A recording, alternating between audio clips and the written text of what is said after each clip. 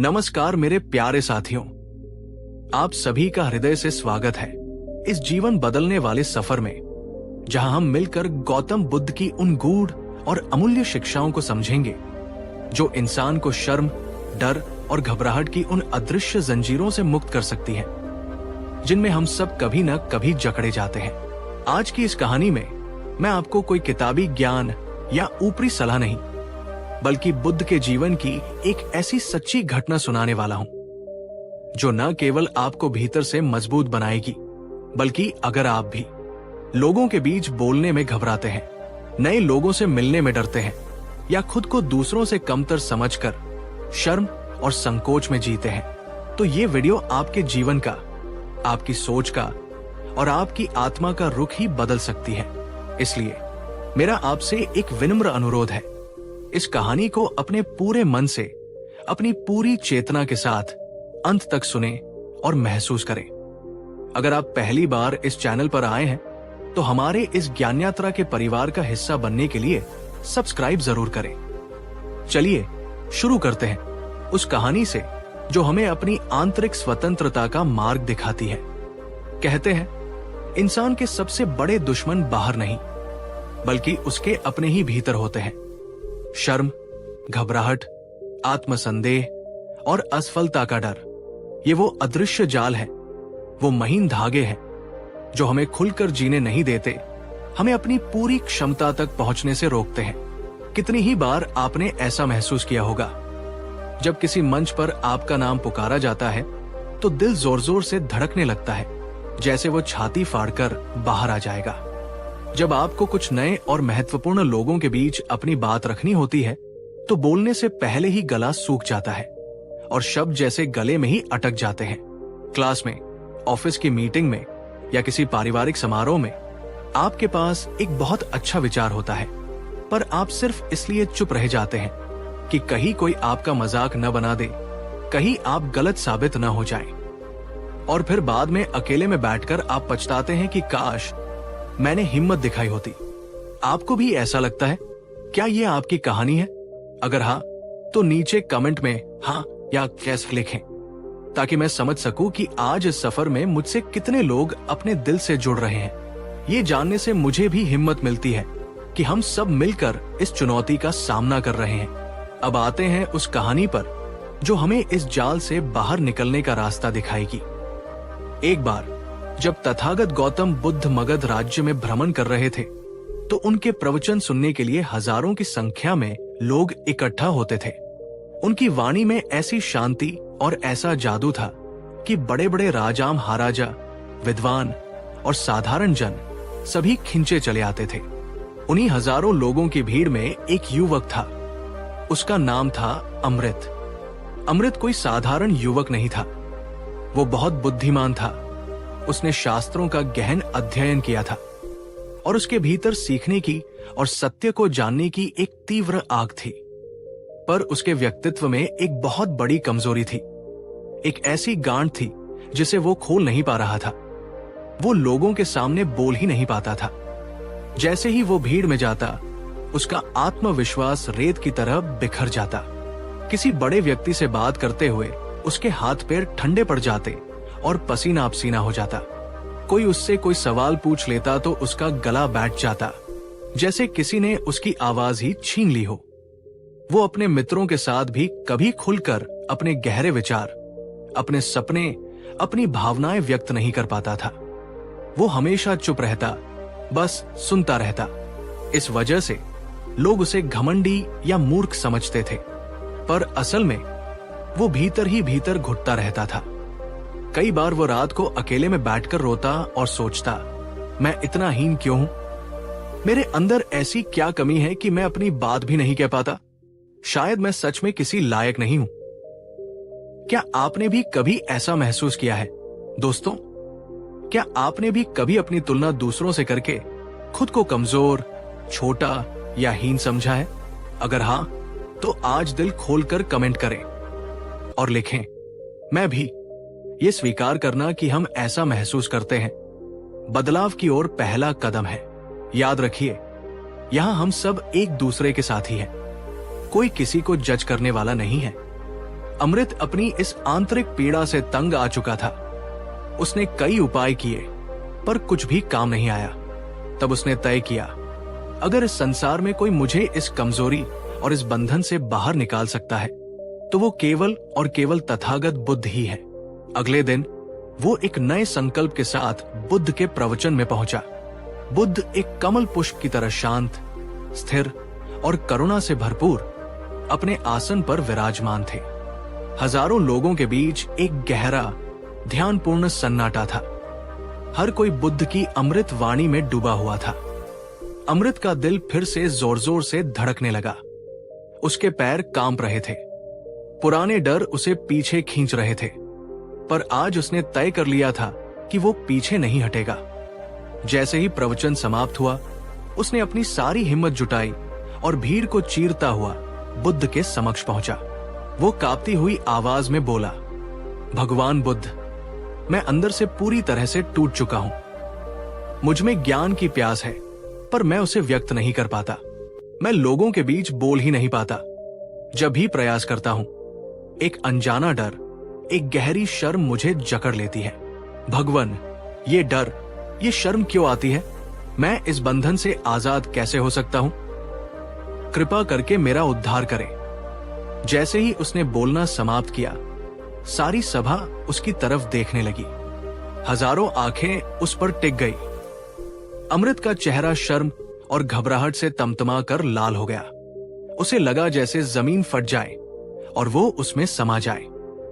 पर तभी बुद्ध ने अपनी शांत और प्रेममय दृष्टि से उसकी आंखों में देखा और मुस्कुराए। उनकी उस एक मुस्कान ने जैसे अमृत के आधे डर को सोख लिया। बुद्ध ने बड़े ही प्रेम और कोमलता से पूछा, अमृत, जब तुम किसी घने जंगल में या किसी ऊंचे पर्वत पर या किसी बहती नदी के किनारे बिल्कुल अकेले होते हो, तब क्या तुम्हें शर्म आती है? अमृत ने आश्चर्य से सिर उठाकर कहा, नहीं भगवान, जंगल में तो कोई देखने वाला नहीं होता। वहां तो मैं पूरी तरह से सहज, मुक्त और आनंदित होता हूं। मैं तो पेड़ों से, हवाओं से भी बातें करता हूं। बुद्ध ने फिर पूछा, और जब कोई छोटा मासूम बच्चा तुमसे कोई सवाल करता है या तुम्हारे साथ खेलता है, क्या तब तुम घबराते हो? अमृत बोला, नहीं भगवान, बच्चे से क्या डरना, उसके साथ तो मैं बच्चा बन जाता हूं। बुद्ध की मुस्कान और भी गहरी हो गई। उन्होंने कहा, तो फिर ये सिद्ध होता है वत्स कि घबराहट और शर्म तुम्हारे भीतर स्वाभाविक रूप से नहीं है। ये लोगों की उपस्थिति से उत्पन्न होती है। पर क्या ये सच में लोगों की वजह से है, या ये तुम्हारे भीतर, तुम्हारे मन में पलने वाला एक गहरा भ्रम है? तुम सोचते हो कि लोग तुम्हें आकेंगे, जज करेंगे, तुम्हारी निंदा करेंगे, तुम पर हंसेंगे। असल में ये डर लोगों का नहीं है, ये डर तुम्हारी अपनी कल्पना का है। सभा में एक गहरा सन्नाटा छा गया। हर कोई बुद्ध के इन शब्दों की गहराई में डूब रहा था। ये एक ऐसा सत्य था जो हर किसी के जीवन से जुड़ा था। बुद्ध ने अपनी बात को और स्पष्ट करते हुए कहा, अमृत, जब तक तुम अपने भीतर ये सोच, ये विभाजन रखते हो कि वे लोग अलग हैं और मैं अलग हूं, जब तक तुम ये सोचते हो कि लोग तुमसे बड़े हैं और मैं उनसे छोटा हूं, लोग ज्ञानी हैं और मैं मूर्ख हूं, लोग आत्मविश्वास से भरे हैं और मैं कमजोर हूं, जब तक तुम ये सोचते हो कि वे सब तुम पर हंसेंगे, तब तक शर्म और घबराहट तुम्हें एक कैदी की तरह जकड़ कर रखेंगी। बुद्ध बोले, आज इस भ्रम को छोड़ दो कि लोग हर समय तुम्हारे बारे में ही सोचते हैं। सच तो ये है, हर कोई अपने ही मन की कहानी में, अपने ही दुखों में, अपने ही सुखों में उलझा हुआ है। लोग तुम्हारे बारे में उतना नहीं सोचते जितना तुम सोचते हो कि वे तुम्हारे बारे में सोच रहे हैं। इसलिए खुद को इतना महत्व देना और खुद को इतना हीन मानना, दोनों ही छोड़ दो। ये समझो कि हर आत्मा में समान प्रकाश है, समान क्षमता है। दोस्तों, क्या आप भी बुद्ध की इन बातों को महसूस कर पा रहे हैं? क्या आपको भी ये एहसास हो रहा है कि हम कितना ज्यादा समय सिर्फ यही सोचने में बर्बाद कर देते हैं कि लोग क्या सोचेंगे? अगर आपको ये ज्ञान अच्छा लग रहा है, अगर ये आपको एक नई दृष्टि दे रहा है, तो इस वीडियो को लाइक जरूर करें और नीचे कमेंट में लिखें, मैं खुद पर विश्वास करता हूं। ये एक शक्तिशाली संकल्प है। अमृत ने हाथ जोड़कर पूछा, भगवान, आपकी बातें सत्य हैं, पर जब मैं बोलने के लिए खड़ा होता हूं तो मेरा दिल कांपने लगता है। मेरे शब्द रुक जाते हैं। इस शारीरिक प्रतिक्रिया को, इस आदत को कैसे रोकूं? बुद्ध ने बहुत ही सरल और व्यावहारिक उपाय दिया, जो आज भी उतना ही कारगर है। सबसे पहले, हर दिन कुछ समय मौन में, एकांत में बैठो और कुछ मत करो। बस अपनी आती जाती सांसों पर ध्यान दो। जब तुम अपनी सांसों से जुड़ते हो तो तुम अपने शरीर से जुड़ते हो और तुम्हारा मन वर्तमान क्षण में लौट आता है। घबराहट हमेशा भविष्य के डर से पैदा होती है। सांस तुम्हें आज में ले आती है। दूसरा, जब तुम्हारा मन शांत हो तो अपने भीतर के उस डर को पहचानो, उसे देखो, पर उससे लड़ो मत। और याद रखो, तुम्हारे शब्द तुम्हारी कमजोरी नहीं, तुम्हारी ताकत है। यह सच है कि बोलते हुए तुमसे भूल हो सकती है, तुम्हारे शब्द गलत हो सकते हैं, पर चुप रहना, अपने सत्य को प्रकट न करना, यह सबसे बड़ी गलती है। बुद्ध ने अंत में सिखाया, सबसे महत्वपूर्ण बात, पहले खुद से प्रेम करना सीखो, खुद को स्वीकार करना सीखो। हर दिन अपने मन को यह संदेश दो, मैं योग्य हूं, मैं सक्षम हूं, मैं शांत हूं, मैं मुक्त हूं। जब तुम खुद को भीतर से स्वीकार कर लेते हो तो तुम्हें बाहर से किसी की स्वीकृति की आवश्यकता नहीं रहती। और जब ये आवश्यकता समाप्त हो जाती है तो शर्म और घबराहट अपने आप विदा हो जाते हैं। शब्द धीरे धीरे एक नदी की तरह सहज रूप से बहने लगते हैं और डर खुद ही दूर भाग जाता है। अमृत ने बुद्ध की हर एक बात को अपने जीवन में, अपनी आत्मा में उतार लिया। वो हर दिन एकांत में ध्यान करता। वो अपने भीतर उठने वाले डर को एक साक्षी की तरह देखता। उसने छोटे छोटे समूहों में लोगों के बीच जाना और बोलना शुरू किया। हाँ, पहले शब्द टूटते थे, आवाज कांपती थी, पर वो रुका नहीं। धीरे धीरे शब्द जुड़ने लगे। पहले दिल कांपता था, फिर धीरे धीरे धड़कन स्थिर होने लगी और कुछ ही महीनों में वही अमृत, जो कभी खुद को हीन और अयोग्य समझता था, एक दिन एक बड़े मंच पर खड़ा होकर हजारों लोगों को अपने विचारों से प्रेरित कर रहा था। लोग उसके ज्ञान और उसके आत्मविश्वास को देखकर प्रभावित होने लगे। अमृत ने उस दिन जाना, डर, शर्म, घबराहट बाहर की दुनिया में नहीं, ये केवल हमारे भीतर की सोच है, हमारे मन का एक भ्रम है। जब हमारी सोच बदलती है तो हमारा पूरा जीवन बदल जाता है। बुद्ध ने उस सभा में कहा था, घबराहट और शर्म तब तक ही तुम पर हावी रहेंगे जब तक तुम अपनी ही आंखों में खुद को छोटा और कमजोर समझते हो। जिस दिन, जिस पल तुमने अपने भीतर के उस अनंत प्रकाश को देख लिया, उस बुद्ध चेतना को अनुभव कर लिया, उस दिन कोई डर, कोई शर्म, कोई घबराहट तुम्हारे सामने टिक नहीं सकती। याद रखो, हर आत्मा इस ब्रह्मांड का एक अभिन्न और महत्वपूर्ण अंश है। तुम में वही शक्ति है जो एक महापुरुष में होती है। उस शक्ति को पहचानो। तो मित्रों, अगर आप भी शर्म, घबराहट और डर से जूझ रहे हैं तो आज से एक संकल्प ले, मैं खुद पर विश्वास करूंगा। मैं अपनी आवाज को किसी डर के कारण दबने नहीं दूंगा। मैं खुलकर आत्मविश्वास से और आनंद से जीऊं।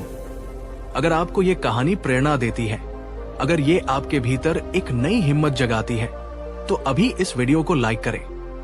नीचे कमेंट में लिखें, मैं अपने डर को हराऊंगी, और इसे उन सभी दोस्तों और प्रियजनों तक पहुंचाएं जो आज भी खुद को हीन या डरा हुआ महसूस करते हैं। याद रखिए दोस्तों, गौतम बुद्ध केवल कोई पूजनीय मूर्ति या कोई ऐतिहासिक व्यक्ति नहीं है। वो एक जागृत चेतना है, और वो चेतना हर उस इंसान के भीतर जाग सकती है जो खुद पर विश्वास करना, खुद से प्रेम करना और अपने डरों का सामना करना शुरू कर देता है। शर्म, घबराहट, डर, ये जीवन का अंत नहीं है। ये तो बस उस खूबसूरत दरवाजे के बाहर खड़ी एक छाया है, जिस दरवाजे के पार आजादी, आत्मविश्वास, सफलता और सच्ची शांति है। आज वो दरवाजा खोलिए, खुद पर भरोसा कीजिए और अपने जीवन को पूरी ताकत से, पूरी जीवंतता से जीना शुरू कीजिए। अगर ये वीडियो आपके दिल को छू गई तो इसे लाइक जरूर करें और हमारे चैनल को सब्सक्राइब करके बेल आइकन दबाएं ताकि बुद्ध की ऐसी और गहरी और ज्ञान की बातें आप तक सबसे पहले पहुंचती रहें। ध्यान रखें, शर्म छोड़ो और विश्वास जगाओ, डर छोड़ो और साहस अपनाओ। तभी आप उस मुकाम पर पहुंच सकते हैं, उस जीवन को जी सकते हैं जो वास्तव में आपके लिए बना है। कहानी 2। आज की हमारी कहानी सिर्फ सुनने के लिए नहीं है, इसे अपने पूरे हृदय से, अपनी पूरी आत्मा से महसूस कीजिए, क्योंकि गौतम बुद्ध की ये एक सीख, ये एक कहानी आपके जीवन से डर और चिंता के उस भारी बोझ को हमेशा के लिए मिटा सकती है जो आप शायद बरसों से अपने कंधों पर ढो रहे हैं। अगर आप भी उन लोगों में से हैं जो भविष्य की चिंता में अपना आज बर्बाद कर रहे हैं, अगर आप भी रात को सिर्फ इसलिए सो नहीं पाते क्योंकि मन में हमेशा ये डर लगा रहता है कि कहीं कुछ बुरा ना हो जाए, अगर आप भी छोटी छोटी बातों पर घबराहट और बेचैनी महसूस करते हैं, तो ये कहानी आपके लिए है। मेरा आपसे अनुरोध है, कृपया इसे पूरा सुने, क्योंकि हर शब्द, हर संवाद आपके मन की किसी न किसी गहरी परत को छुएगा। चलिए शुरू करते हैं उस कहानी से जो डर पर विजय पाने का अंतिम रहस्य बताती है। बहुत समय पहले की बात है। तथागत गौतम बुद्ध अपने शिष्यों के साथ एक शांत गांव में ठहरे हुए थे। उनकी ख्याति एक ऐसे वैद्य के रूप में फैल चुकी थी जो शरीर के रोगों का नहीं बल्कि मन के रोगों का इलाज करते थे। एक सुबह जब बुद्ध अपने ध्यान से उठे तो एक व्यक्ति दौड़ता हुआ, हाफता हुआ उनके पास आया। उसका चेहरा डर से पीला पड़ चुका था। आंखों में एक अजीब सा डर और गहरी चिंता थी। उसका पूरा शरीर पत्तों की तरह कांप रहा था और उसकी सांसें उखड़ी हुई थी। वो सीधा बुद्ध के चरणों में गिर पड़ा और बिलखते हुए बोला, भगवान, मुझे बचाइए, मुझे इस नर्क से बाहर निकालिए। मैं बहुत डरा हुआ हूं। मेरे मन में हर समय, हर पल एक अनजानी चिंता बनी रहती है। मुझे लगता है कुछ बहुत बुरा होने वाला है। मेरा व्यापार ठप हो जाएगा, मैं बर्बाद हो जाऊंगा, मेरे परिवार में कोई अनहोनी हो जाएगी, कोई बिछड़ जाएगा, मुझे कोई भयानक बीमारी हो जाएगी या मेरी मृत्यु हो जाएगी। इन सब की कल्पना मात्र से मेरा दम घुटता है। मैं टूट गया हूं। भगवान, मैं जी नहीं पा रहा हूं। उस व्यक्ति की पीड़ा सच्ची थी। वो उस डर का कैदी बन चुका था जो असल में हुआ ही नहीं था। बुद्ध शांत बैठे रहे। उनके चेहरे पर असीम करुणा और गहरी शांति थी। उन्होंने कोई उपदेश नहीं दिया, कोई समाधान नहीं बताया। उन्होंने बस उस व्यक्ति को देखा और अत्यंत कोमल स्वर में एक प्रश्न पूछा, वत्स, उठो और मुझे केवल एक बात बताओ। तुम जिस विनाश से, जिस अनहोनी से इतना डर रहे हो, सोचो, क्या वो सच में अभी तुम्हारे जीवन में घटा है या वो केवल तुम्हारे मन के भीतर घट रहा है? ये प्रश्न एक तीर की तरह उस व्यक्ति के हृदय में लगा। वो हैरान रह गया। वो अचानक चुप हो गया। उसे खुद नहीं पता था कि जो डर उसे तिल तिल कर खा रहा है वो असल में बाहर की दुनिया में है भी या नहीं। बुद्ध ने उस व्यक्ति के मौन को समझते हुए अपनी बात आगे बढ़ाई। वे मुस्कुराए और बोले, डर तब पैदा होता है जब तुम वर्तमान को छोड़कर भविष्य में खो जाते हो, जब तुम्हारा मन उस समय में जीने लगता है जो अभी आया ही नहीं है। भविष्य अनिश्चित है वत्स, ये उसका स्वभाव है और तुम्हारा मन इस अनिश्चितता को स्वीकार नहीं कर पाता।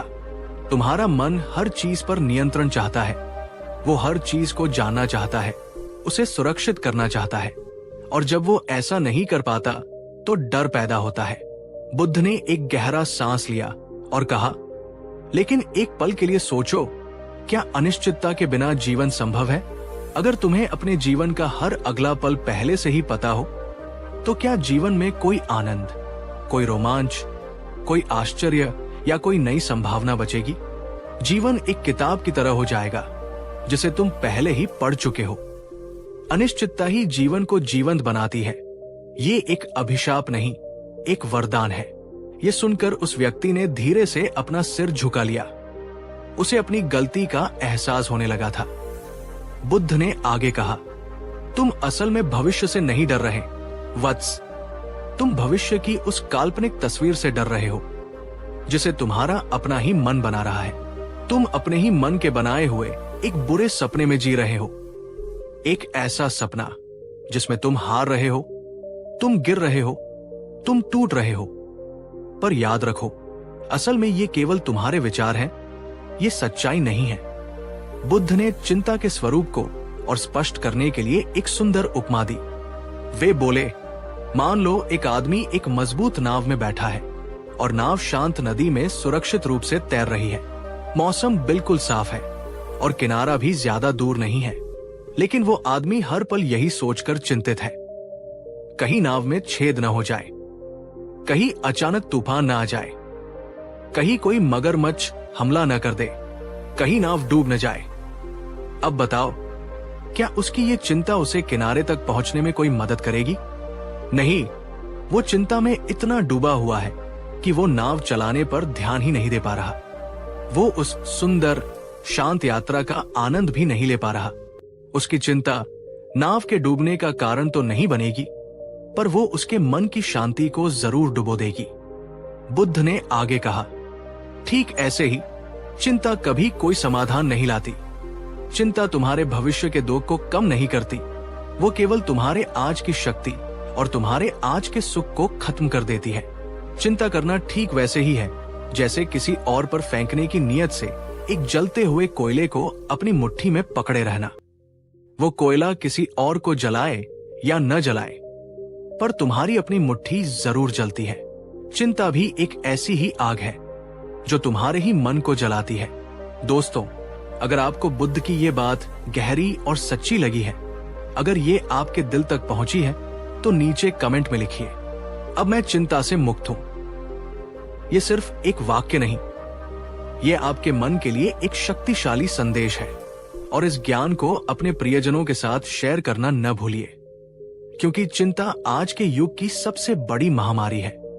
वो व्यक्ति अभी भी थोड़ा असमंजस में था।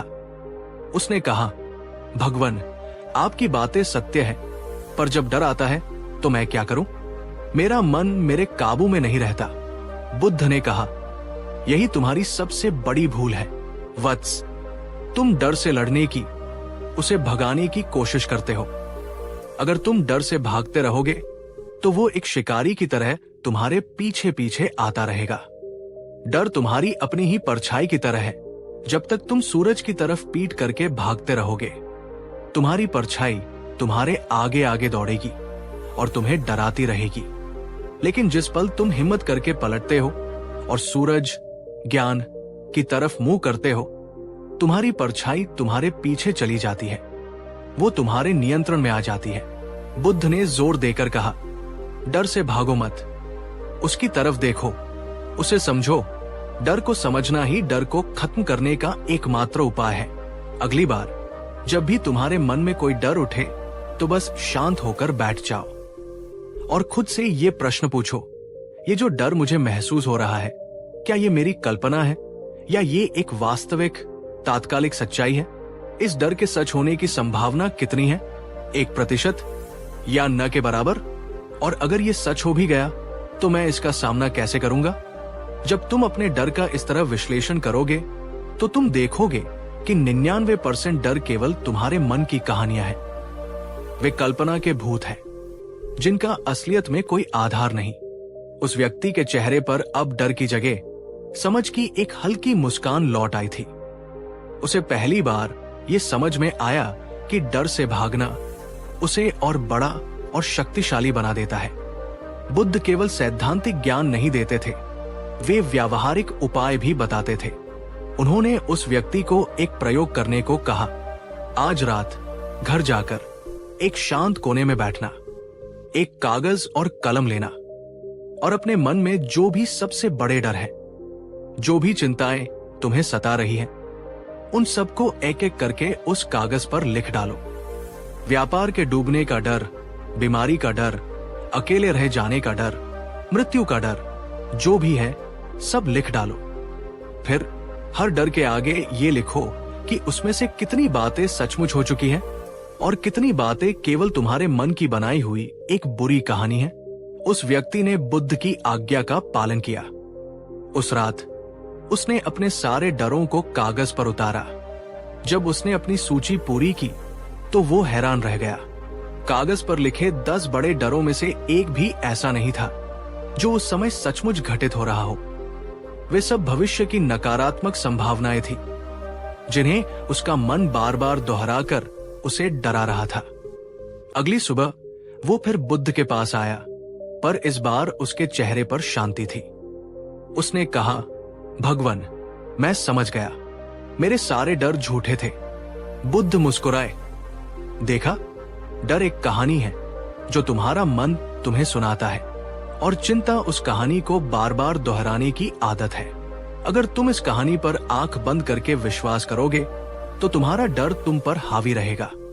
अगर तुम एक सजग श्रोता बनकर उस कहानी को देखोगे, उसे समझोगे, तो तुम उससे मुक्त हो जाओगे।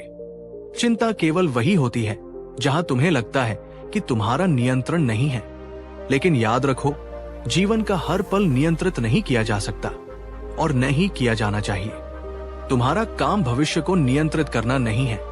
तुम्हारा काम है अपने वर्तमान क्षण में, अपनी श्वास में, अपने कर्म में पूरी जागरूकता और होश के साथ जीना। जब तुम अपना आज संभाल लेते हो तो भविष्य अपने आप संवर जाता है। दोस्तों, अब ये कहानी केवल एक कहानी नहीं रहनी चाहिए, इसे हमें अपने जीवन में उतारना है। सोचिए, क्या आप भी अपने ही मन के बनाए हुए डर की कहानी में उलझे हुए हैं? क्या आप भी हर वक्त भविष्य की चिंता में रहते हैं? अगर हाँ, तो आज से, अभी से ये संकल्प ले, डर को अपना शत्रु नहीं, अपना शिक्षक मानिए। जब भी डर आए, उससे भागने की बजाय रुकें और उससे पूछें, तुम मुझे क्या सिखाने आए हो? चिंता के हर विचार को पकड़ें। जैसे ही आप खुद को चिंता करते हुए पाएं, तुरंत उसे पहचानें और बुद्ध के नाव वाले उदाहरण को याद करें। अपने आप से कहें, ये चिंता मेरे आज की शांति को डुबो रही है और ये व्यर्थ है। डर को लिखने का अभ्यास करें। जब भी कोई डर बहुत ज्यादा परेशान करे तो उसे कागज पर उतारिए और विश्लेषण कीजिए कि वो कितना सच है और कितनी कल्पना। वर्तमान में जीने का अभ्यास करें। इसे माइंडफुलनेस कहते हैं। जब आप खा रहे हो तो सिर्फ खाएं, जब आप चल रहे हो तो सिर्फ चलें। अपनी श्वास पर ध्यान दें। आज पर ही आपका असली नियंत्रण है।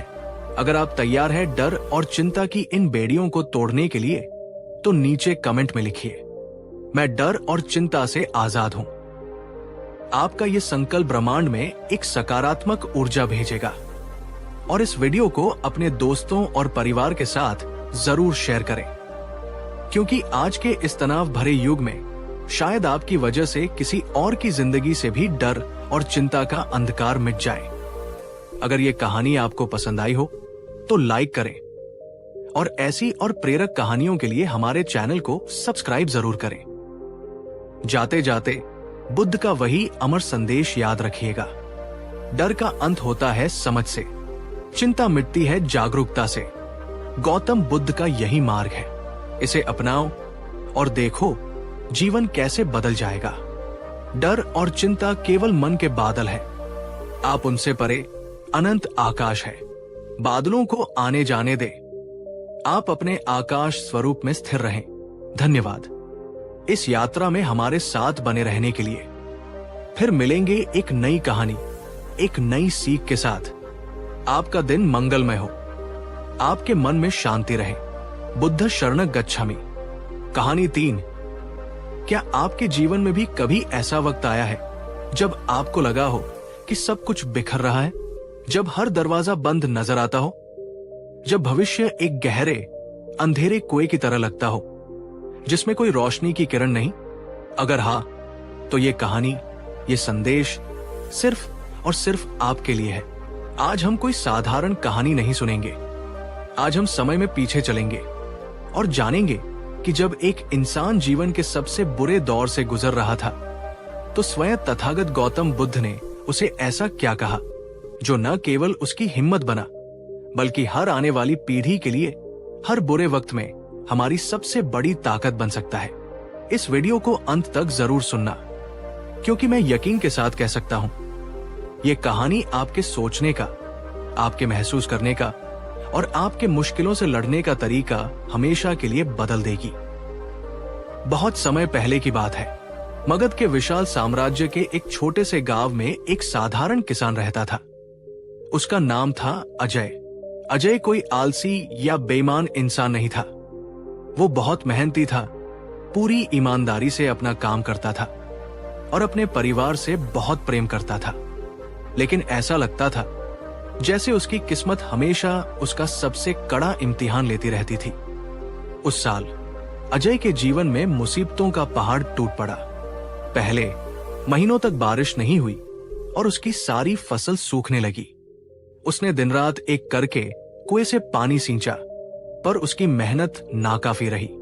और फिर जब फसल थोड़ी बहुत बची थी, तो अचानक ऐसी बेमौसम और भारी बारिश हुई कि उसकी रही सी फसल भी बाढ़ में तबाह हो गई। उसने साहूकार से जो कर्ज लिया था, वो अब सिर पर बोझ बन गया था। घर में खाने के लिए अनाज का एक दाना भी नहीं बचा था।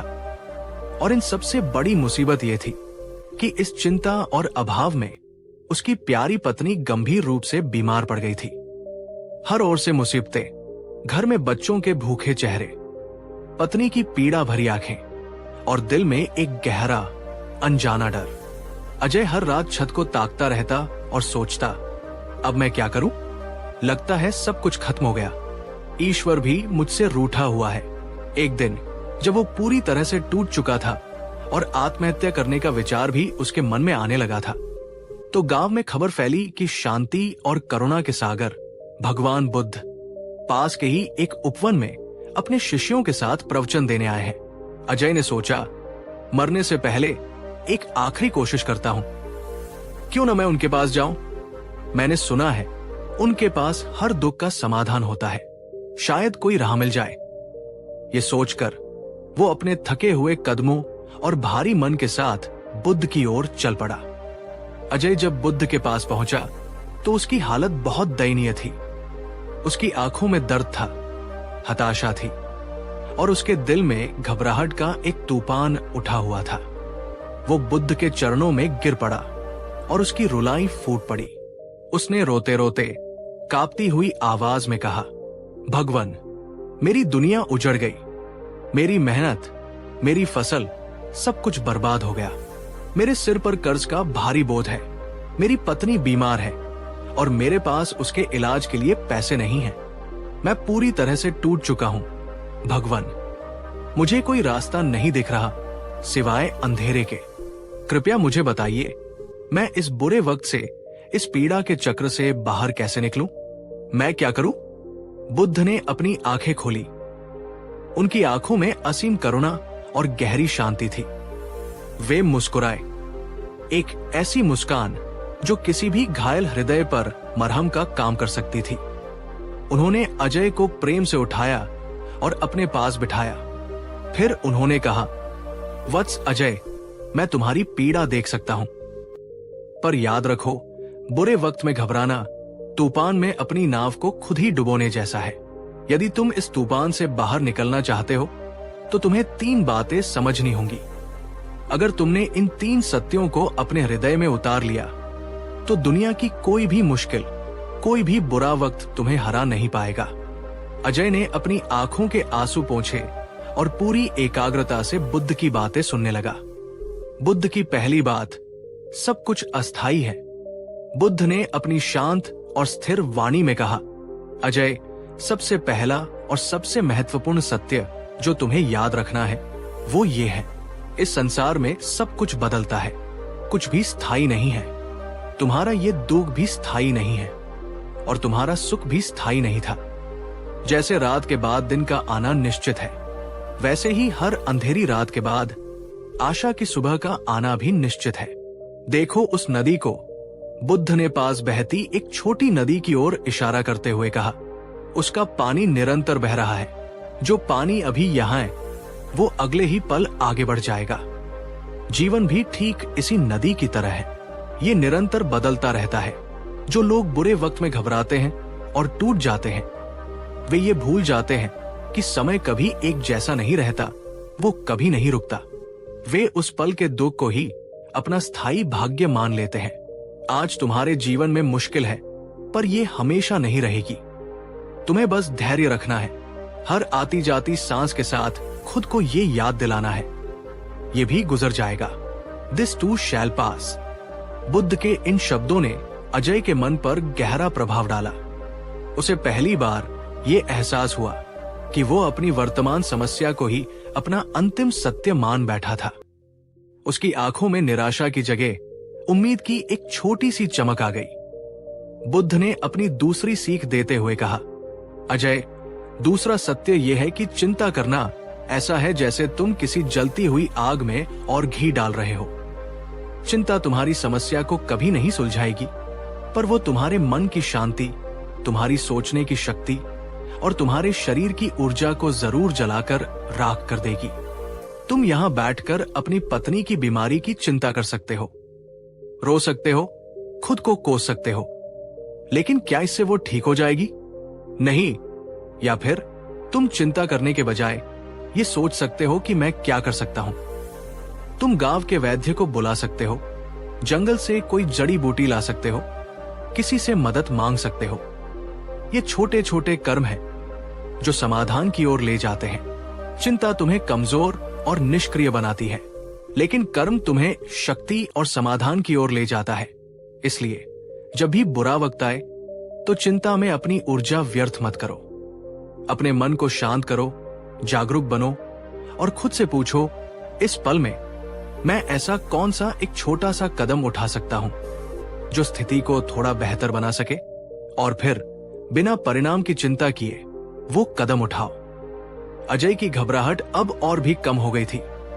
उसने एक गहरी सांस ली। उसे लगा जैसे उसके मन से एक भारी बोझ उतर गया हो। उसे समझ आ गया था कि वह चिंता करके केवल अपनी शक्ति को नष्ट कर रहा था। तीसरी बात, अपनी भीतर की शक्ति को पहचानो। बुद्ध ने अपनी अंतिम और सबसे गहरी सीख देते हुए कहा, और तीसरा सत्य, अजय, यह है कि तुम्हारे भीतर अपार असीम शक्ति का एक सागर छिपा हुआ है, पर तुम उसे देख नहीं पा रहे हो क्योंकि तुम्हारा ध्यान बाहरी परिस्थितियों पर है। याद रखो, दुनिया की सबसे बड़ी लड़ाई बाहर के दुश्मनों या मुसीबतों से नहीं, बल्कि अपने ही मन के भीतर लड़ी जाती है। जब तुम कहते हो कि तुम टूट गए हो, तो असल में तुम्हारा शरीर या तुम्हारी परिस्थिति नहीं टूटती, तुम्हारा मन हार मान लेता है। और अगर तुम अपने मन को स्थिर और मजबूत रखना सीख जाओ, तो दुनिया की कोई भी परिस्थिति, कोई भी तूफान तुम्हें हरा नहीं सकता। कल्पना करो एक गहरे समुद्र की। बुद्ध बोले, ऊपर सतह पर लहरें उठती हैं, तूफान आते हैं, हलचल होती है, पर समुद्र की गहराइयों में हमेशा एक असीम शांति और स्थिरता रहती है। तुम भी वैसे ही बनो।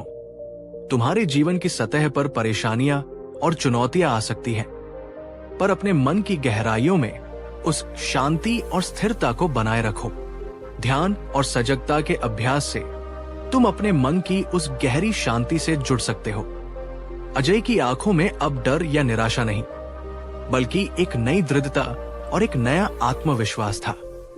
उसने बुद्ध के चरणों में सिर झुकाया और कहा, भगवान, आपने मेरी आंखें खोल दी। मैं आज से ही इन 3 सत्यों को अपने जीवन में उतारने का प्रयास करूंगा। मैं अब हार नहीं मानूंगा। अजय ने बुद्ध की बातों को केवल सुना नहीं, उन्हें अपने जीवन में उतार लिया। वो गांव लौटा। उसने अपनी किस्मत को कोसना बंद कर दिया। उसने धैर्य रखा और खुद को याद दिलाया कि ये बुरा वक्त भी गुजर जाएगा। उसने चिंता करने के बजाय कर्म किया। वो साहूकार के पास गया और उससे अपनी स्थिति बताकर कुछ और समय मांगा। उसने गांव के वैद्य से अपनी पत्नी के लिए मुफ्त जड़ी बूटियां ली और पूरी लगन से उसकी सेवा की। उसने दूसरे किसानों के खेतों में मजदूरी करना शुरू किया ताकि घर में 2 वक्त की रोटी आ सके। और सबसे महत्वपूर्ण, जब भी उसका मन घबराता या निराश होता, तो वो शांत बैठकर अपनी आंतरिक शक्ति को याद करता। वो ध्यान करता और अपने मन को स्थिर रखता। धीरे धीरे परिस्थिति बदलने लगी। कुछ ही महीनों में उसकी पत्नी का स्वास्थ्य सुधरने लगा। साहूकार ने उसकी ईमानदारी देखकर उसे और मोहलत दे दी। अगले वर्ष गांव में फसल बहुत अच्छी हुई और अजय ने अपनी मेहनत और नई समझ से दोगुनी फसल उगाई। और सबसे बड़ी बात, अजय का डर हमेशा के लिए खत्म हो गया था। अब वो जान गया था, बुरा वक्त हमें गिराने नहीं बल्कि हमें और मजबूत और समझदार बनाने आता है। घबराने से कुछ नहीं बदलता, पर धैर्य, कर्म और हिम्मत रखने से पूरी जिंदगी बदल जाती है। बुद्ध ने अपने प्रवचन के अंत में सभी लोगों को संबोधित करते हुए कहा, जीवन में जब भी मुश्किल आए, जब भी अंधेरा घना हो जाए, तो घबराना मत। बस मेरी ये 3 बातें याद रखना। 1, ये स्थायी नहीं है, ये भी गुजर जाएगा। 2, चिंता में ऊर्जा व्यर्थ मत करो, समाधान खोजने में लगाओ। और 3, तुम्हारी असली शक्ति बाहर की परिस्थितियों में नहीं, तुम्हारे अपने शांत और स्थिर मन में है। उस शक्ति पर भरोसा रखो, घबराओ मत, क्योंकि हर अंधेरी रात के बाद एक नई और सुनहरी सुबह जरूर आती है। तो दोस्तों, अगर आप भी आज अपने जीवन के किसी बुरे वक्त से गुजर रहे हैं, अगर आप भी अजय की तरह टूटा हुआ और हताश महसूस कर रहे हैं, तो बुद्ध की ये 3 अमर बातें याद रखिए। पहला, धैर्य। उदास स्माइली, सब कुछ अस्थाई है, ये वक्त भी बदल जाएगा। दूसरा, कर्म। उदास स्माइली, चिंता छोड़ो और वो एक छोटा कदम उठाओ जो तुम उठा सकते हो। तीसरा, आत्मविश्वास। उदास स्माइली, अपनी आंतरिक शक्ति को पहचानो। तुम जितना सोचते हो उससे कहीं ज्यादा मजबूत हो। अगर ये कहानी और ये सीख आपके दिल को छू गई हो, तो इस वीडियो को अपना प्यार दीजिए और इसे लाइक जरूर करें। कहानी 4, अगर तुम चाहते हो कि लोग तुम्हें पसंद करें, हर कोई तुम्हारी तारीफ करे और तुम्हारी पीठ पीछे कोई तुम्हारी बुराई ना करे, तो शायद तुम पूरी जिंदगी इसी इंतजार में, इसी प्रयास में, इसी थका देने वाली दौड़ में गुजार दोगे और अंत में पाओगे कि तुम अकेले रह गए हो। लेकिन अगर तुम चाहते हो कि तुम अपने भीतर सच्ची शांति और अटूट सुकून पाओ, तो तुम्हें बस एक काम करना है, खुद पर ध्यान दो, लोगों पर नहीं। आज की ये वीडियो, ये कहानी शायद आपके दिल को बहुत गहराई से छूने वाली है, क्योंकि आज हम बात करने वाले हैं बुद्ध की उस एक अकेली सीख पर जो आपकी जिंदगी बदल देगी। खुद पर ध्यान दो, लोगों पर नहीं। तो चलिए अब अपने मन को शांत करके शुरू करते हैं। एक ऐसी कहानी, एक ऐसी सीख जो आपको भीतर से झकझोर कर रख देगी। ये कहानी बहुत पुरानी है, उस समय की जब बुद्ध अपने ज्ञान और करुणा के प्रकाश से पूरे जम्बूद्वीप को आलोकित कर रहे थे।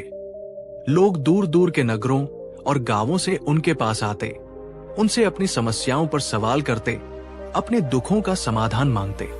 बुद्ध के चारों ओर हर तरह के लोग थे। कुछ ऐसे थे जो उन्हें भगवान मानते थे, उनकी हर बात को श्रद्धा से सुनते थे, तो कुछ ऐसे भी थे जो उनकी आलोचना करते थे, उन्हें संदेह की दृष्टि से देखते थे।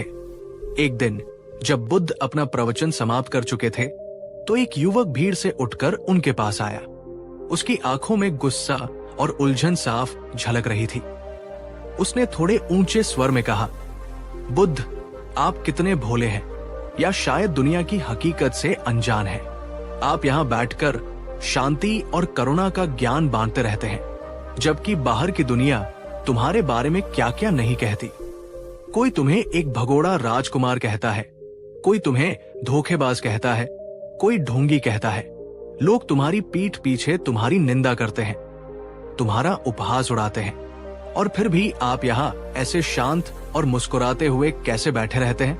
क्या आपको कोई फर्क नहीं पड़ता? सभा में एक सन्नाटा छा गया।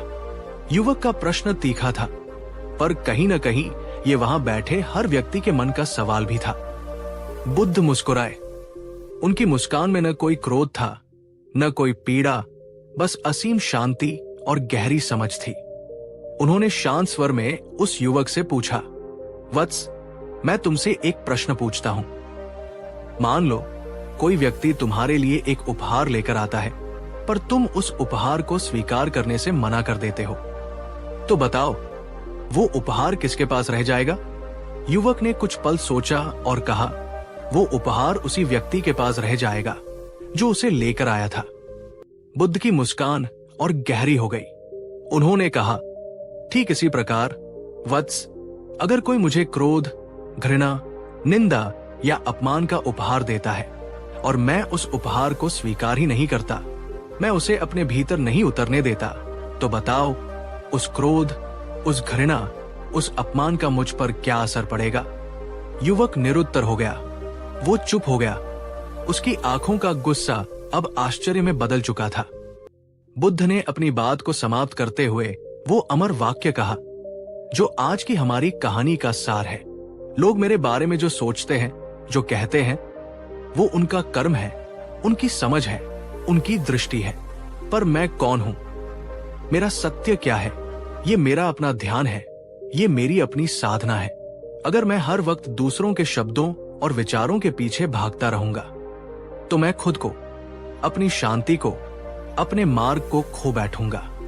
इसलिए वत्स, मैं खुद पर ध्यान देता हूं, लोगों पर नहीं। दोस्तों, बुद्ध की ये एक बात हमारे जीवन की सबसे बड़ी सच्चाई को उजागर करती है। इस दुनिया में एक बहुत ही अजीब बात है। लोग खुद को बदलना नहीं चाहते, लेकिन वे दिन रात इस कोशिश में लगे रहते हैं कि तुम उनके हिसाब से बदल जाओ। आपने भी ये जरूर महसूस किया होगा। कभी कोई रिश्तेदार कहेगा, तुम बहुत सीधे साधे हो, जमाना खराब है, थोड़ा चालाक बनो। कभी कोई दोस्त बोलेगा, तुम बहुत चुप चुप रहते हो, थोड़ा खुलकर बोलो, पार्टी करो, मजे करो। कभी ऑफिस में कोई कहेगा, तुम बहुत ज्यादा बोलते हो, कम बोला करो, ज्यादा गंभीर बनो। कोई कहेगा, तुम ये क्या पहनते हो, ऐसे क्यों चलते हो, ऐसे क्यों हंसते हो? अगर तुम हर किसी की बात मानने लगो, हर किसी की सलाह पर चलने लगो, तो एक पल रुककर सोचो, तुम कौन रह जाओगे? तुम एक ऐसी भीड़ का हिस्सा बन जाओगे जिसकी अपनी कोई पहचान नहीं, अपना कोई अस्तित्व नहीं। तुम अपना असली, सहज और सुंदर स्वरूप खो दोगे। बुद्ध ने कहा था, तुम पूरी दुनिया को नहीं बदल सकते और न ही तुम सबको खुश कर सकते हो। ये असंभव है, लेकिन तुम खुद को जान सकते हो, तुम खुद को साध सकते हो। और जब तुम खुद को जान लेते हो, जब तुम अपने भीतर स्थिर हो जाते हो, तो दुनिया की कोई भी प्रशंसा तुम्हें आकाश में नहीं उड़ा सकती और कोई भी आलोचना तुम्हें पाताल में नहीं गिरा सकती। तुम एक पर्वत की तरह अडिग हो जाते हो। दोस्तों, अगर आप यहां तक मेरी बातों को सुन रहे हैं और ये आपके दिल को छू रही है, तो एक बार सच्चे मन से इस वीडियो को लाइक करें, क्योंकि ये सिर्फ एक कहानी नहीं है, ये हमारे जीवन को बाहरी बंधनों से मुक्त कराने वाला ज्ञान है। बुद्ध की शिक्षाओं में ऐसी अनेक कहानियां हैं जो हमें दिखाती है कि दूसरों पर ध्यान देने का परिणाम कितना विनाशकारी हो सकता है। ऐसी ही एक कहानी है एक स्त्री की, जिसका नाम था किसा गौतमी, पर हम उसे एक प्रतीक के रूप में समझेंगे। एक बार एक महिला बुद्ध के पास आई। वो पहले बहुत सुंदर, खुशमिजाज और जीवन से भरपूर थी, पर अब उसकी आंखें अंदर धंस चुकी थी। चेहरा थक कर पीला पड़ गया था और उसकी चाल में कोई ऊर्जा नहीं थी। वो रोते हुए बुद्ध के चरणों में गिर पड़ी और बोली, भगवान, मेरी सारी खुशियां मुझसे छिन गई। मेरा जीवन एक बोझ बन गया है। लोग मेरी बुराई करते हैं, वे मुझे ताने देते हैं। कोई कहता है मैं अच्छी मां नहीं, कोई कहता है मैं अच्छी पत्नी नहीं, कोई मेरे चरित्र पर उंगली उठाता है। मैं हर किसी को खुश करने की कोशिश करती करती थक गई हूं। मैं टूट चुकी हूं। मैं क्या करूं? बुद्ध ने उसे गौर से देखा। उन्होंने अपने एक शिष्य को एक दर्पण, शीशा लाने को कहा। जब शीशा लाया गया तो बुद्ध ने उसे उस स्त्री के सामने रख दिया। बुद्ध ने उस स्त्री से बड़े ही प्रेम से कहा, पुत्री, इस शीशे में देखो, क्या तुम खुद को देख पा रही हो? स्त्री ने शीशे में देखा, पर उसे अपना चेहरा धुंधला नजर आया, क्योंकि शीशे पर धूल की एक मोटी परत जमी हुई थी। वो स्त्री चुप रही बुद्ध ने मुस्कुराकर कहा, लोगों की बातें, उनकी राय, उनकी आलोचना, उनकी प्रशंसा, ये सब उस धूल की तरह है जो समय के साथ इस जीवन रूपी शीशे पर जम जाती है। अगर तुम रोजाना ध्यान और विवेक के कपड़े से इस धूल को साफ करोगी तो तुम हमेशा अपना सच्चा, सुंदर और असली चेहरा साफ साफ देख पाओगी। लेकिन अगर तुम उस धूल को ही अपनी असलियत मान लोगी, अगर तुम ये मानने लगोगी कि तुम वही हो जो लोग कहते हैं, तो तुम धीरे धीरे खुद को, अपनी पहचान को, अपनी आत्मा को खो दोगी। स्त्री की आंखों से पश्चाताप और समझ के आंसू बहने लगे। उसे समझ आ गया था, दूसरों की बातों की धूल में उसने अपनी असली पहचान को ही खो दिया था। वो ये भूल गई थी कि वो कौन है और ये याद रखने में लगी थी कि लोग उसके बारे में क्या कहते हैं। बुद्ध ने बार बार अपने हर उपदेश में इसी एक सत्य पर जोर दिया, बाहर की दुनिया में शांति खोजने से पहले अपने भीतर की उथल पुथल को शांत करो। दूसरों को समझने की कोशिश करने से ज्यादा जरूरी है खुद को समझना, क्योंकि तुम्हारी असली शक्ति, तुम्हारा सच्चा सुकून और तुम्हारी वास्तविक पहचान तुम्हारे भीतर है, बाहर की दुनिया में नहीं। एक पल के लिए सोचिए, अगर आप अपना ज्यादातर समय ये सोचने में लगाते हैं कि उसने मेरे बारे में ऐसा क्यों कहा, वे लोग मेरे बारे में क्या सोचते होंगे, मैं उन्हें कैसे खुश करूं, तो आप अपनी सारी मानसिक ऊर्जा बाहर की ओर फेंक रहे हैं। लेकिन अगर आप हर दिन खुद से ये सवाल करें, आज मैंने अपने मन की शांति के लिए क्या किया? क्या मैं कल से आज कुछ बेहतर इंसान बना? क्या मैंने अपने गुस्से, अपनी ईर्ष्या या अपने डर पर थोड़ा सा भी काबू पाया? क्या मैंने आज खुद से कोई सच्चाई तो नहीं छुपाई? तो आप पाएंगे कि धीरे धीरे आपकी आत्मा, आपका मन मजबूत होने लगेगा, आपका आत्मसम्मान बढ़ने लगेगा। और फिर लोग चाहे जो भी कहें, चाहे वे तुम्हारी तारीफ करें या तुम्हारी बुराई, आपका मन एक शांत झील की तरह स्थिर रहेगा, जिसमें बाहरी दुनिया के फेंके हुए कंकर कोई बड़ी हलचल पैदा नहीं कर पाएंगे। यही बुद्ध की असली और सबसे क्रांतिकारी शिक्षा है। अपनी ऊर्जा का प्रवाह बाहर से भीतर की ओर मोड़ दो, खुद पर ध्यान दो, लोगों पर नहीं। अब आप सोच रहे होंगे कि ये सब सुनने में तो बहुत अच्छा है, पर इसे जीवन में उतारे कैसे? अगर आप भी बुद्ध की इस जीवन बदलने वाली शिक्षा को अपनाना चाहते हैं, तो ये 3 काम आज से ही रोजाना करें। हर दिन सुबह उठने के बाद या रात को सोने से पहले किसी शांत जगह पर बैठें, आंखें बंद करें और पूरी ईमानदारी से खुद से बात करें। खुद से पूछें, मैं वास्तव में कौन हूं? मुझे जीवन में सच में क्या चाहिए? आज मुझे किस बात की चिंता है? क्या ये चिंता वास्तविक है? क्या मैं आज खुद से और दूसरों से ईमानदार रहा? ये आत्मचिंतन आपके और आपके अंतर्मन के बीच के रिश्ते को मजबूत करेगा। जब भी कोई आपकी आलोचना करे या कुछ ऐसा कहे जो आपको चुभ जाए, तो तुरंत प्रतिक्रिया देने की आदत छोड़ें। एक पल रुके, एक गहरी सांस लें और याद करें कि ये उनका कर्म है, उनकी राय है, आपकी सच्चाई नहीं। हर शब्द का जवाब देना जरूरी नहीं होता। बुद्ध ने सिखाया, कभी कभी मौन रहना ही सबसे शक्तिशाली जवाब होता है। लोग आपकी 1000 कमियां निकालते रहेंगे, क्योंकि दूसरों में कमी निकालना बहुत आसान होता है। लेकिन आप अपनी ताकत को, अपनी अच्छाइयों को याद रखें। हर दिन कोई एक ऐसा काम जरूर करें जो आपको पसंद हो, जो आपकी आत्मा को संतोष दे। चाहे वो संगीत सुनना हो, कोई किताब पढ़ना हो, किसी की मदद करना हो या बस प्रकृति के साथ कुछ पल बिताना हो। जब आप खुद को सकारात्मक ऊर्जा से भरते हैं, तो दूसरों की नकारात्मकता का आप पर असर कम हो जाता है। दोस्तों, इस कहानी और बुद्ध की इस गहरी सीख से यही पता चलता है, दूसरों की नजरों में परफेक्ट बनने की ये अंतहीन दौड़ आज ही छोड़ दो। ये एक ऐसी दौड़ है जिसमें कोई मंजिल नहीं है सिवाय थकान और निराशा के। खुद को जानो, खुद को स्वीकार करो, खुद पर काम करो, तभी तुम्हें असली सुख, असली शांति और असली स्वतंत्रता मिलेगी। याद रखो बुद्ध का ये अमर वाक्य, लोगों की सोच बदलने में तुम्हारी पूरी जिंदगी निकल जाएगी और फिर भी वे नहीं बदलेंगे। लेकिन अगर तुम आज खुद को बदलना शुरू करोगे तो तुम्हारे लिए हर दिन एक नया और सुंदर सवेरा लेकर आएगा। बुद्ध ने जो कहा उसे केवल शब्दों में नहीं, अपने दिल में, अपनी आत्मा में महसूस करो। खुद पर ध्यान दो, क्योंकि तुम्हारे भीतर ही वो खजाना छिपा है जिसे तुम बाहर की दुनिया में ढूंढ रहे हो। वहीं से सच्चा परिवर्तन शुरू होता है। धन्यवाद दोस्तों, इस यात्रा में हमारे साथ बने रहने के लिए। बुद्ध की ऐसी ही और जीवन बदलने वाली, आत्मा को जगाने वाली कहानियों के लिए हमारे चैनल को सब्सक्राइब करना न भूलें। कहानी 5।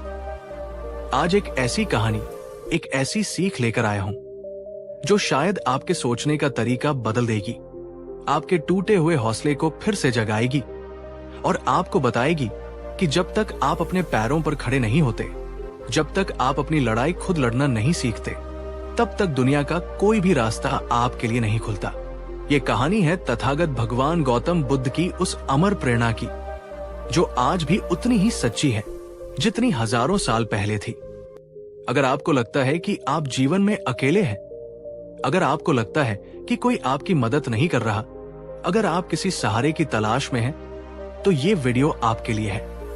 चलिए अब अपने मन को शांत करके शुरू करते हैं उस कहानी को जो हमें आत्मनिर्भरता का सबसे बड़ा पाठ पढ़ाती है। बहुत समय पहले की बात है। प्राचीन भारत के एक छोटे से गांव में एक लड़का रहता था। उसका नाम था अरुण। अरुण एक गरीब किसान परिवार में पैदा हुआ था। उसके माता पिता बहुत परिश्रमी थे, पर अरुण का स्वभाव उनसे बिल्कुल अलग था। वो बहुत जल्दी हार मान जाता था।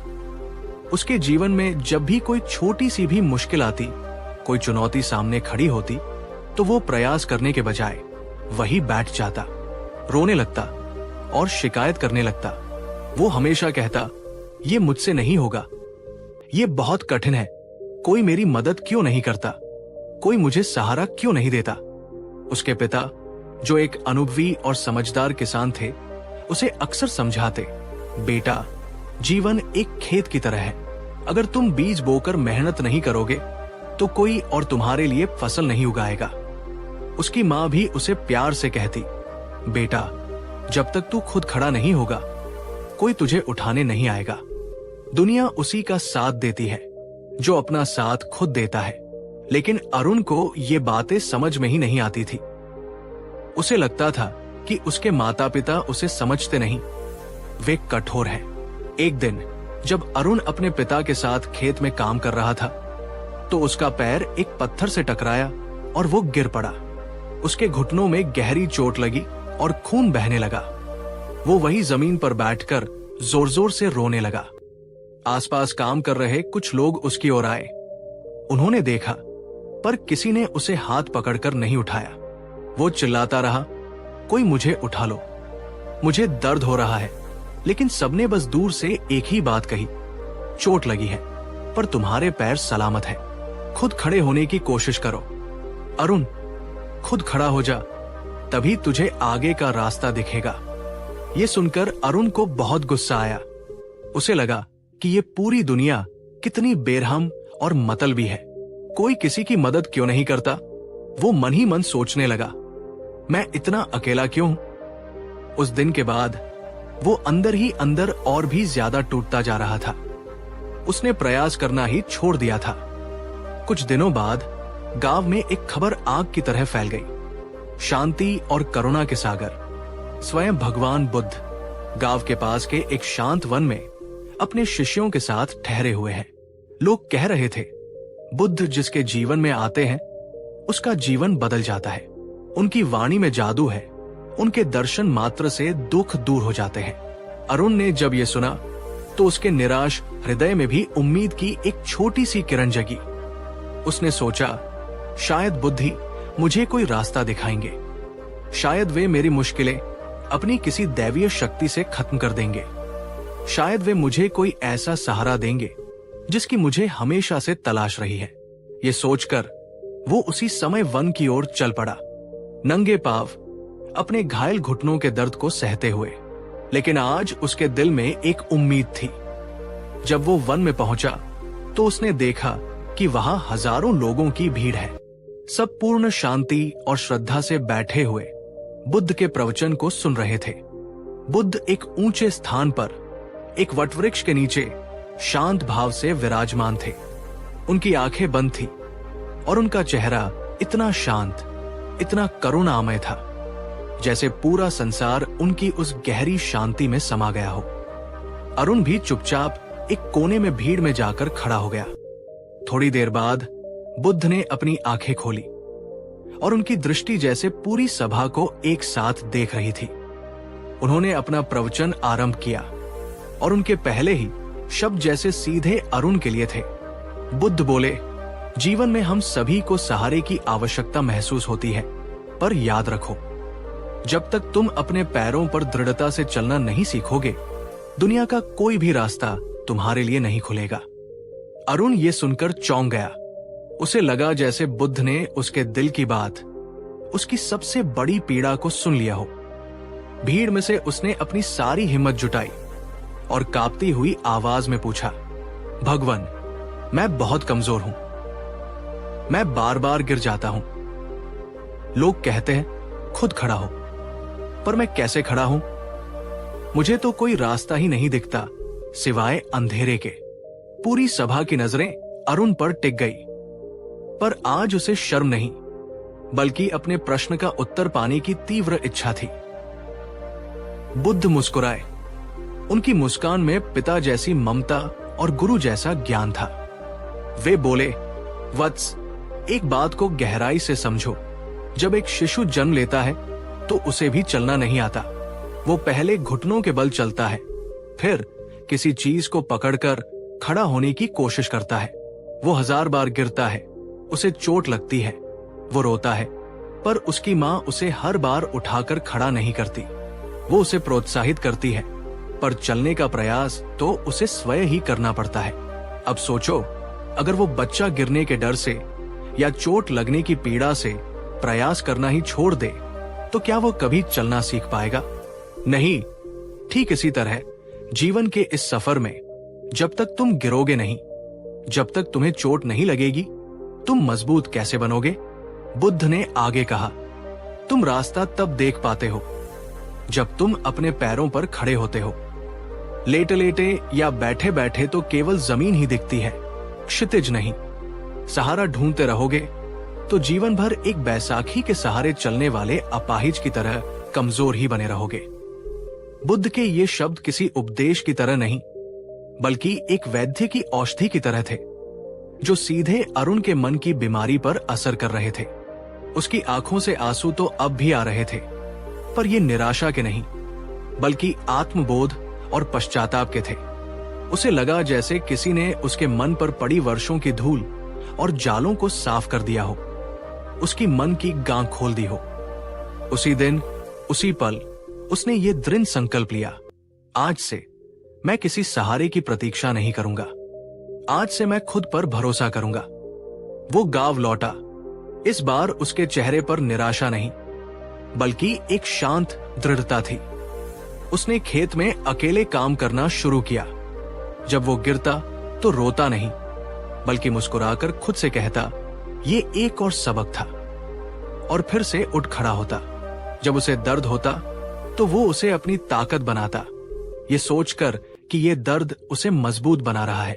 उसने खेती के नए तरीके सीखने शुरू किए।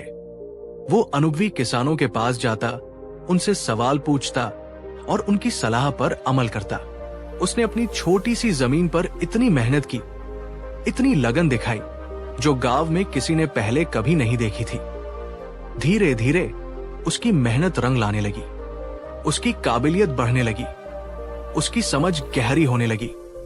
गांव के लोग हैरान थे, ये वही अरुण है जो हर बात पर रोता रहता था, जो हमेशा किसी सहारे की तलाश में रहता था। कुछ ही महीनों में अरुण अपने गांव का सबसे कुशल और मेहनती किसान बन गया। उसके खेतों में फसल लहलहाने लगी। लोग अब उससे सलाह लेने आने लगे। वे उसकी मिसाल देने लगे। फिर वो दिन भी आया जब बुद्ध दोबारा उसी गांव में आए। इस बार अरुण भीड़ में पीछे नहीं खड़ा था। वो आत्मविश्वास से चलकर बुद्ध के पास पहुंचा।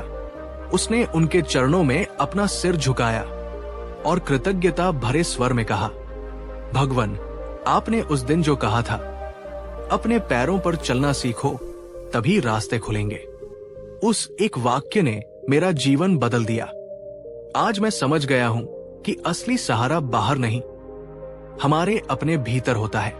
बुद्ध ने उसके सिर पर हाथ रखकर प्रेम से मुस्कुराते हुए कहा, यही जीवन का परम नियम है अरुण। जब तक तुम खुद खड़े नहीं होते तब तक संसार तुम्हारी मदद नहीं कर सकता।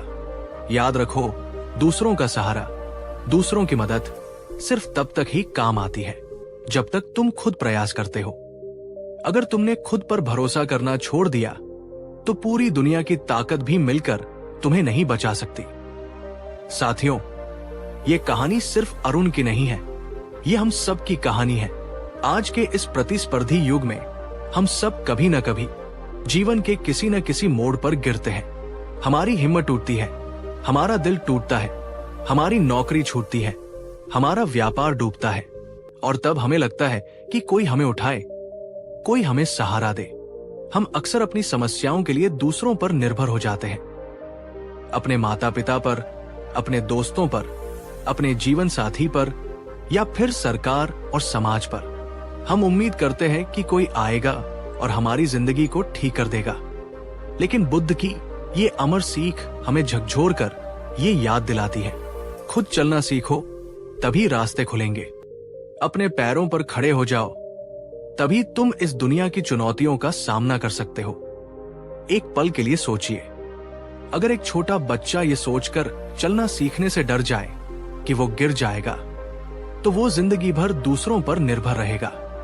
अगर एक किसान ये सोचकर मेहनत छोड़ दे कि बारिश होगी या नहीं, तो उसका खेत कभी फसल नहीं देगा।